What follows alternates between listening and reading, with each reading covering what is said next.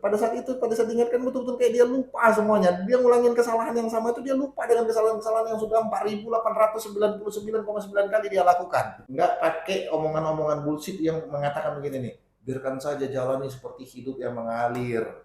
Emang kayak bacotmu yang mengalirkan air udah segitu gampangnya, jalanin aja gitu, nggak pakai otak dan nggak pakai pikiran, kemudian nggak pakai usaha, nggak pakai yang lain-lainnya gitu, jadi jalanin aja gitu.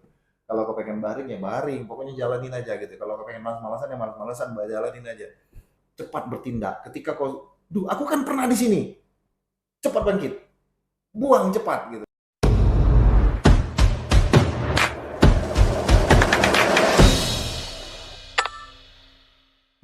Assalamualaikum warahmatullahi wabarakatuh. Kalian para remaja yang lagi menikmati dunia kalian, ada hal yang saya pengen berbagi kepada kalian yang menurut saya menarik karena beberapa kali ini saya hadapi ya, beberapa kali ini saya alami bersama adik-adik yang di lingkungan saya. Apa itu? Kalau saya sih menyebutnya apa ya, mood yang membuat kita lupa dunia gitu. Kalian sering ngerasain, bahkan sering ngedengar tuh, duh aku lagi nggak mood, atau moodnya lagi jelek gitu, tiba-tiba kacau gitu, atau apapun itu soal mood gitu. Saya bingungnya gini nih, coba kita ayo sejenak pejamkan mata, kita pakai pikiran dan pakai logika kita. Ayo kita berpikir dan mari kita berpikir sehat gitu. Mari kita menggunakan logika kita dengan baik.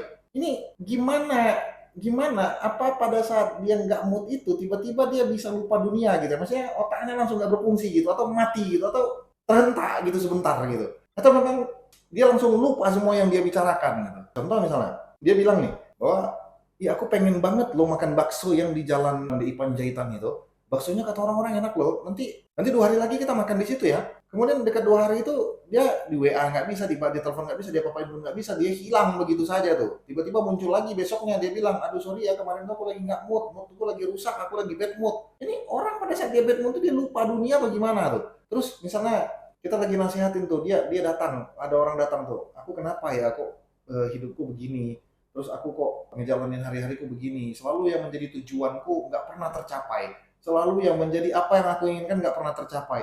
Itu kita nasihatin tuh, pada saat itu dia menjadi orang yang mendengarkan kita dengan baik dan benar, menjadi pendengar budiman yang luar biasa hebatnya. Kita ngobrol sama dia, mungkin karena memang kau kurang silaturahim kemanapun kau pergi, mungkin karena memang public speakingmu yang kurang terlatih, atau mungkin karena pengetahuan agamamu, atau mungkin karena hubunganmu kepada Allah, atau mungkin kepada hubunganmu kepada manusia. Dia sadar tuh, iya sih bang, selama ini kayaknya aku kurang konsisten dalam hal waktu. Wih, dia mulai bicara. Manusia hebat ini mulai bicara dengan luar biasa. Kayaknya memang aku kurang konsisten soal waktu sih bang.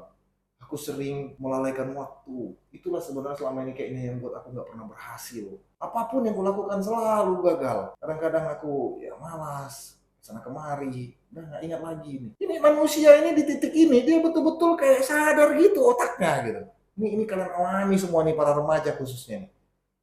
Tiba-tiba masuk satu fase di mana dia punya tujuan. Misal dia punya tujuan itu membangun usaha yang luar biasa bagusnya tuh ya. Kemudian balik tuh kepada tingkahnya itu yang mut-mutan gak jelas tuh, tiba-tiba malas-malasan, tiba-tiba banyak baring, game lah segala macam lah dalam hidupnya tuh. Banyak hal yang dia lakukan yang gak jelas justru. Nah pada saat kita mengingatkan dia tuh, kadang-kadang kalau moodnya lagi gak bagus, kacau tuh. Pada saat kita mengingatkan dia tuh, langsung moodnya gak bagus tuh, seolah-olah dia lupa dunia gitu. Dia lupa dengan apa yang dia bicarakan kemarin tuh. Pada saat kita mengingatkan dia, enggak lah, aku nggak malas-malasan kok, insya Allah aku yakin kok usahaku ini bagus, padahal jelas di mata kita itu dia nggak berubah gitu dari hidupnya. Habis itu nanti usaha itu gagal lagi, ngulang lagi dia ke fase sebelumnya di mana dia berkata lagi begini, iya sih bang, gagal lagi usahaku, aku susah kali sih berubah, malas-malasanku ini, aduh aku yakin harus berubah, nanti balik lagi. Ini orang, ini karakter mood yang lupa dunia ini, manusia-manusia yang nggak pernah bisa belajar dari kesalahan dalam hidupnya. Akhirnya hidupnya stuck di situ dan nggak pernah bangkit.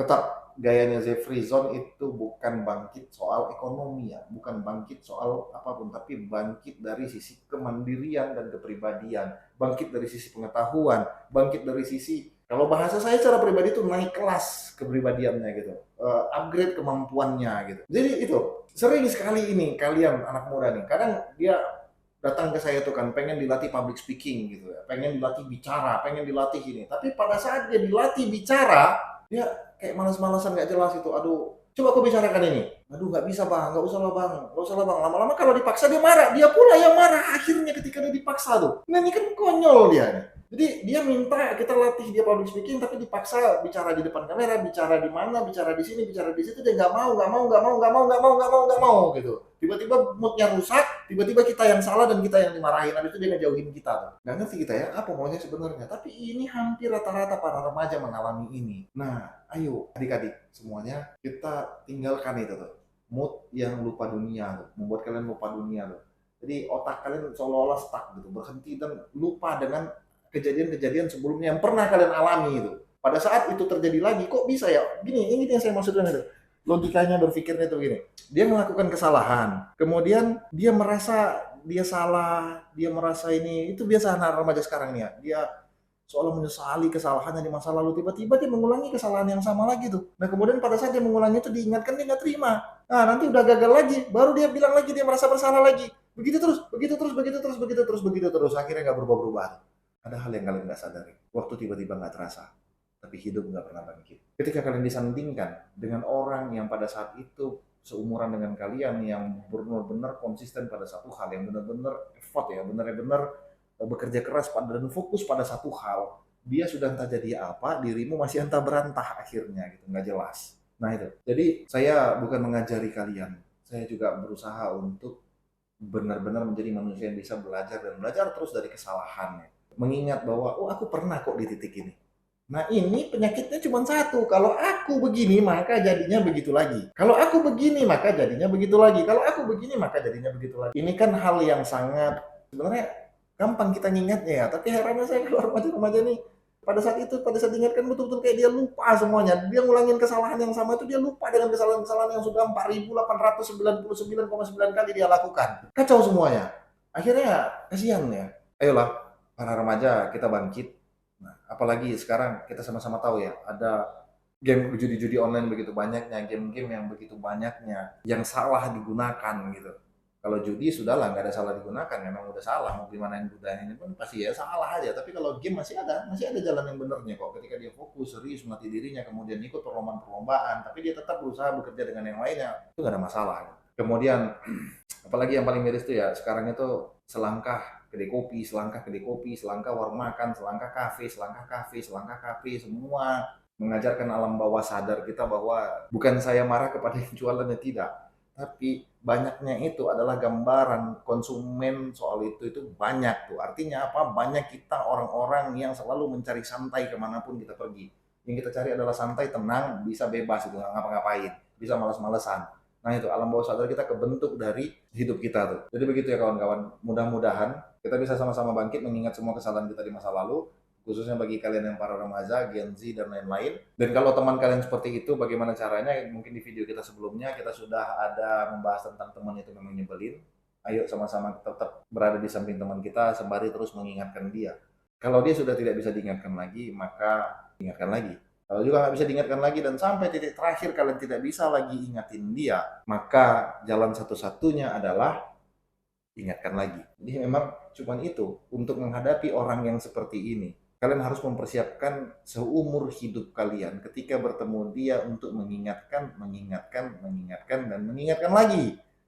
Walau sampai 841,5 kali kalian mengingatkan dia, itu ya resiko kita berteman. Tapi ya namanya teman pasti plus minus ya. Mungkin dia minus di situ tapi punya kelebihan di sisi-sisi lainnya.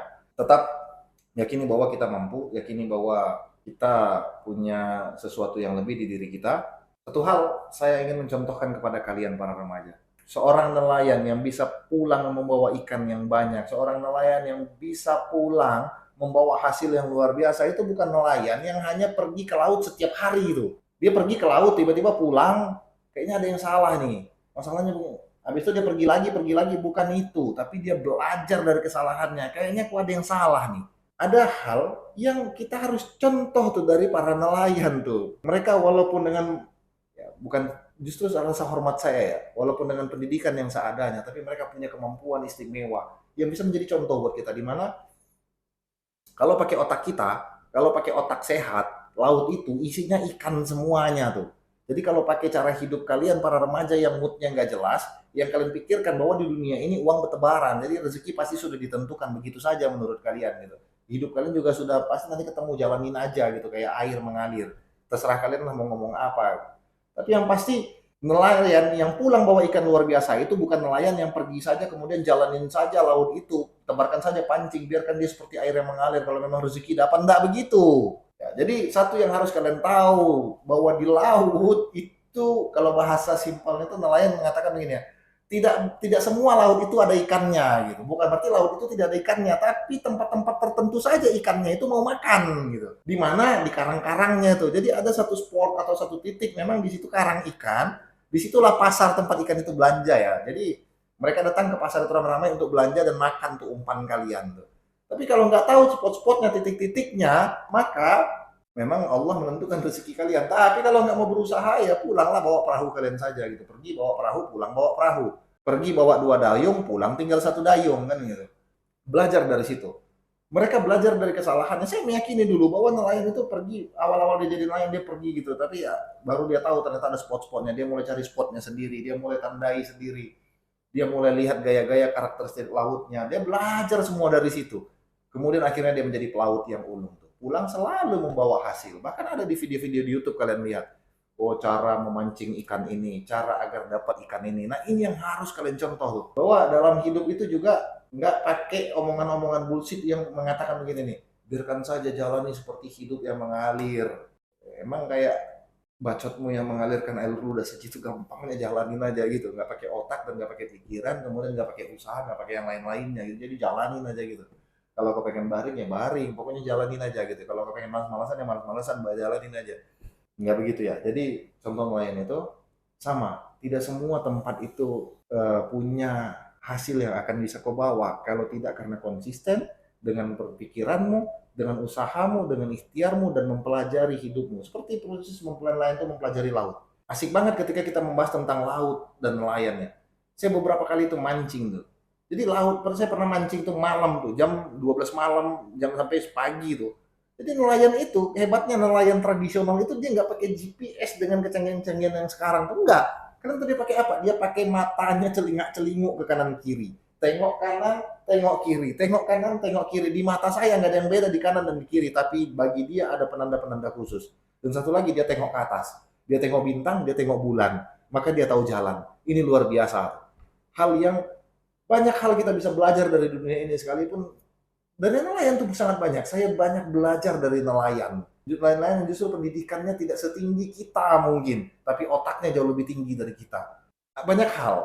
Dia bisa tuh menentukan laut yang segitu luasnya, dia bisa tentukan di mana ikan yang banyak, ikan yang banyak, ikan yang banyak. Belajar dari pengalaman-pengalamannya, maka dia menjadi nelayan yang sukses. Jadi di situ ya teman-teman, tetap belajar dari kesalahan-kesalahanmu dalam hidup dan ingat, jangan dikontrol oleh moodmu, jangan dikontrol oleh rasamu gitu, tapi kontrol pakai pikiranmu. Cepat bertindak. Ketika kau, aku kan pernah di sini. Cepat bangkit. Buang cepat gitu. Jadi saya rasa itu, mudah-mudahan video ini bermanfaat bagi kalian, bagi saya juga sendiri. Wassalamualaikum warahmatullahi wabarakatuh.